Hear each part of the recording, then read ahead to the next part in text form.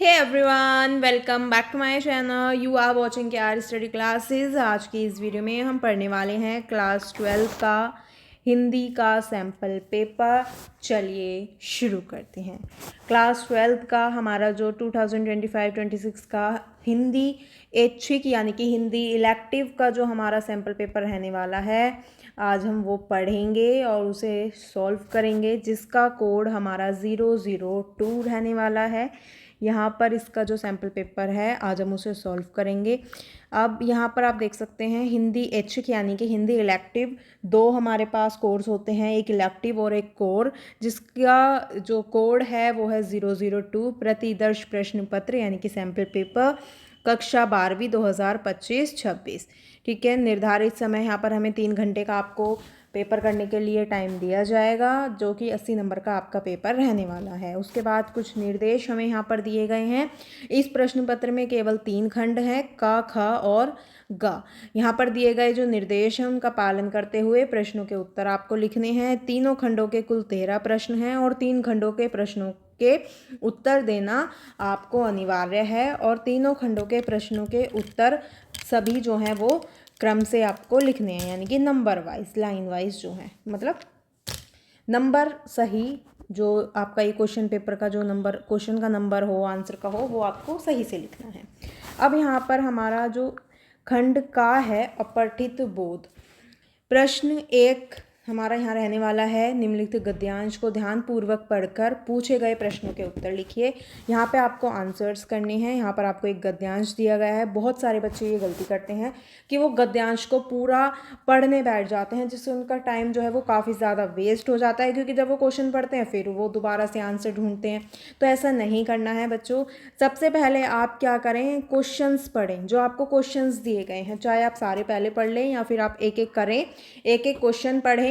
अब यहाँ पर आप पहले क्वेश्चन पढ़ें और फिर उसका आंसर ढूंढें कि उसका आंसर हमें कहाँ मिल रहा है। तो उसका आंसर आपको मिल जाएगा। इससे आपको पूरा पैसेज पढ़ने की भी ज़रूरत नहीं पड़ेगी और आपको आंसर भी साथ के साथ मिलते जाएंगे।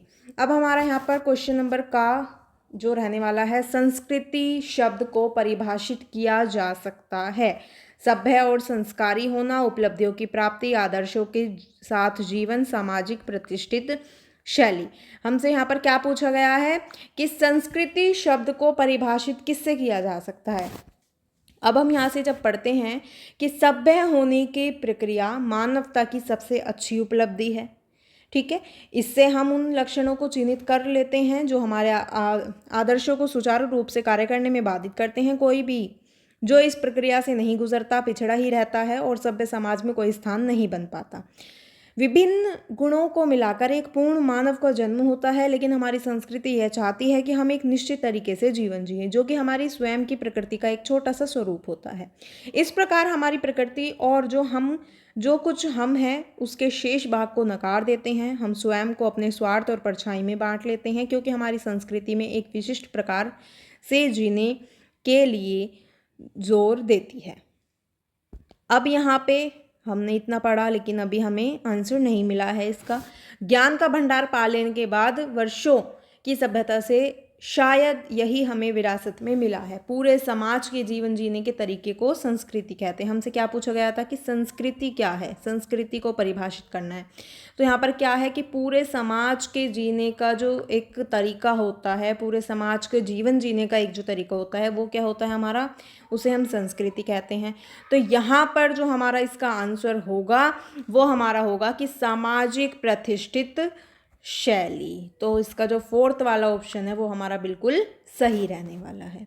नेक्स्ट है ख, निम्नलिखित प्रश्न को पढ़कर नीचे दिए गए कथनों पर विचार कीजिए। लेखक के अनुसार संस्कृति के तत्व हैं सभ्य होना, भाषा, धर्म एवं परंपराएं, खुद को स्वार्थ और परछाई में बांट लेना, व्यवहार की शैली, पहनावा। अब यहाँ पर हमें गद्यांश के अनुसार बताना है कि कौन सा कथन जो है सही है। ठीक है, अब हमने यहाँ पर गद्यांश पढ़ा, आप इसे दोबारा से पढ़ें क्वेश्चन ढूंढने के लिए, आंसर ढूंढने के लिए। ठीक है, हमें यहाँ पर दिया गया है, तो इसका जो हमारा आंसर होगा वो हमारा रहने वाला है कथन 2 और 4, यानी कि हमारा आंसर क्या है यहाँ पर, कथन 2 और 4, केवल कथन 2 और 4, यानी कि 2 क्या है हमारा भाषा, धर्म एवं परंपराएं, और 4th है हमारा व्यवहार की शैली और पहनावा। ये क्या है? ये लेखक के अनुसार संस्कृति के तत्व हैं। नेक्स्ट है हमारा पिछड़े हुए समाज का आधारभूत लक्षण माना जाता है। क्या माना जाता है? असभ्य होना, स्वार्थी होना, सुदृढ़ परंपरा, साधारण मानव। अब यहाँ पर हमने ये पढ़ा था कि हमारी जो हम जीवन जीने का जो तरीका होता है उसे क्या कहते हैं? संस्कृति कहते हैं। ठीक है। अब यहाँ पर है कि जो इस प्रक्रिया से नहीं गुजरता है वो क्या होता है? वो पिछड़ा ही रहता है। ठीक है। जो उस संस्कृति को नहीं अपना पाता है वो क्या रह जाता है? पिछड़ा रह जाता है। सभ्य समाज में उसे कोई भी वो अपना स्थान नहीं बना पाता है।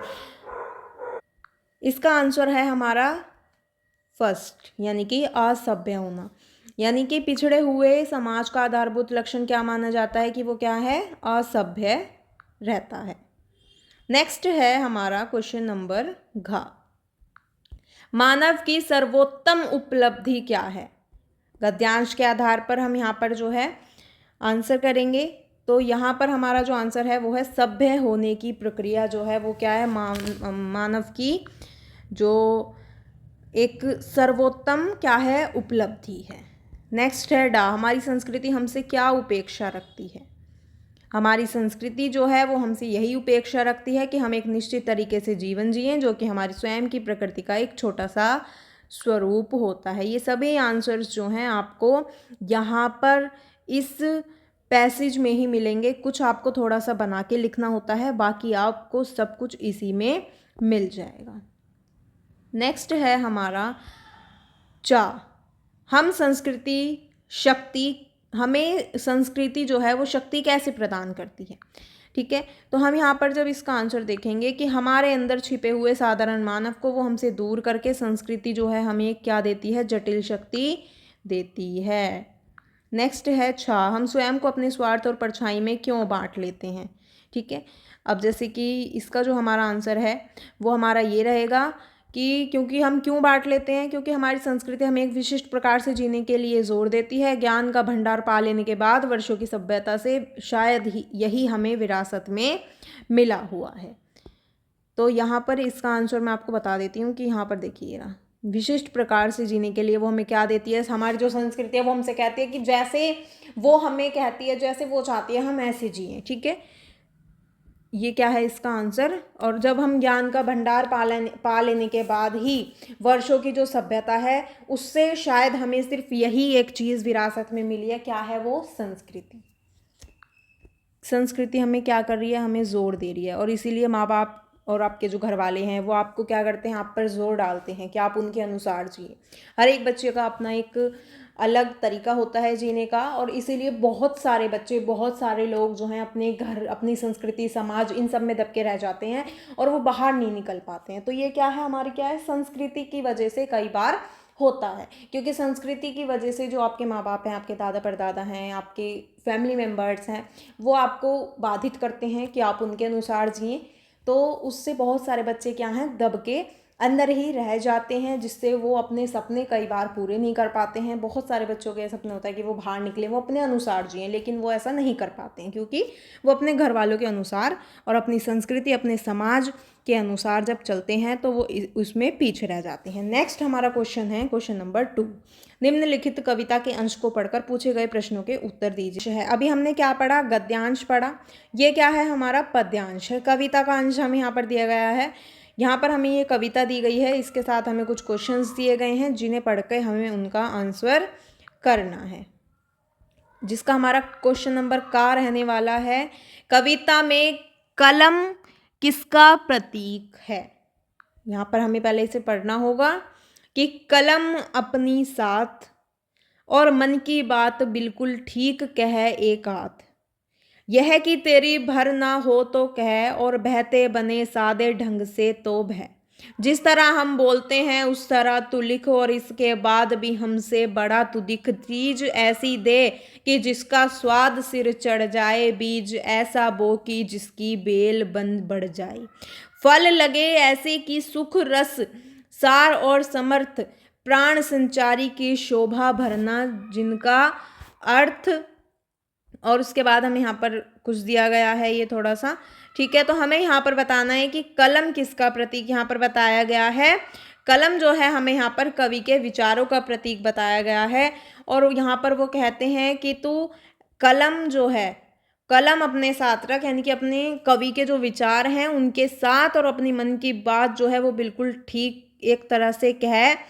इस तरह से हमें यहाँ पर क्या है, कवि के जो विचार हैं उनको कलम का प्रतीक, कलम को उनका प्रतीक बताया गया है। नेक्स्ट है हमारा, जिस तरह हम बोलते हैं उस तरह तुलिप पंक्ति में कवि क्या संदेश देना चाहते हैं। ये हमने अभी पढ़ी कि हम जिस तरह से हम कह रहे हैं उस तरह से तुम क्या करो, उस तरह से तुम लिखो, यानी कि तुम क्या करो, सरल भाषा में लिखो। नेक्स्ट है, किन पंक्तियों में लेखनी को असत्य और अन्याय के विरुद्ध लिखने की बात कह रहे हैं। तो यहाँ पर जो हमारी ये वाली पंक्ति है कि पाप को कर लक्ष्य कर दे, झूठ को सपना, यानी कि पाप को क्या कर दे, पाप को एक लक्ष्य कर दे और झूठ जो है उसको एक सपना कर दे। तो यहाँ पर ये वाली जो पंक्ति है वो हमारी क्या दिखाती है कि असत्य और अन्याय के विरुद्ध लेखक को लिखने के लिए बात कह रही है। नेक्स्ट है घा, कविता में प्रकृति और मानवीय भावनाओं का समन्वय कैसे किया गया है। इसका जो हमारा आंसर है वो हमारा ये रहेगा कि भवानी प्रसाद मिश्र जी जो हैं उन्होंने प्रकृति और मानवीय भावनाओं को एक साथ पिरोया है। ये आप ज़रूरी नहीं है कि आप उनका नाम लिखें, क्योंकि आपको पता ही नहीं होगा कि ये किसकी कविता है। बहुत कम बच्चों को, शायद किसी ने पढ़ी हो तो उनको याद आ जाए, क्योंकि ये बाहर से आपको दी जाएगी। तो यहाँ पर आप ये कह सकते हैं कि कवि ने प्रकृति और मानवीय भावनाओं को एक साथ पिरोया है और कलम को वो अपनी भावनाओं को व्यक्त करने का माध्यम बना रहे हैं। उन्होंने कहा है कि वह जो भी लिखें वो सच्चा और सार्थक हो। ऐसा मानना है किसका, कवि का। ऐसा मानना कवि का है कि कवि क्या चाहते हैं, कि कवि चाहते हैं कि मैं जो भी लिखूं वो क्या हो, सच्चा और सार्थक हो। कविता में प्रकृति के विभिन्न तत्व, विंध्य, रेवा, फूल, वल, बरसात, गर्मी, मानवीय भावनाएं, प्यार, कष्ट, क्रोध, नरमी, इन सबको एक साथ लाकर जीवन की समग्रता को दर्शाया गया है। ठीक है। नेक्स्ट है डा, कविता में कलम से किन बीजों को बोने और चढ़ने की बात कही है। कवि सूरजनात्मकता का महत्व बता रहे हैं और यहाँ पर वो बीज से उनका तात्पर्य है विचारों से। बीज वो किसको कह रहे हैं, विचारों को, कि विचार इतने गहन और सार्थक हों कि वे व्यापक रूप से फैलें और समाज में बदलाव लाएं। नेक्स्ट है चा, कविता के माध्यम से कवि क्या संदेश देना चाहते हैं। तो आप यहाँ पर लिख सकते हैं कि कविता के माध्यम से जो कवि हैं वो ये संदेश देना चाहते हैं कि मनोभावों को स्वतंत्र रूप से अभिव्यक्ति प्रदान करें और एक समाज में आवश्यक परिवर्तन लाने का वो संदेश दे रहे हैं। यानी कि मनोभावों को स्वतंत्र रूप से अभिव्यक्ति प्रदान करना और समाज में आवश्यक परिवर्तन लाने का संदेश वो यहाँ पर दे रहे हैं।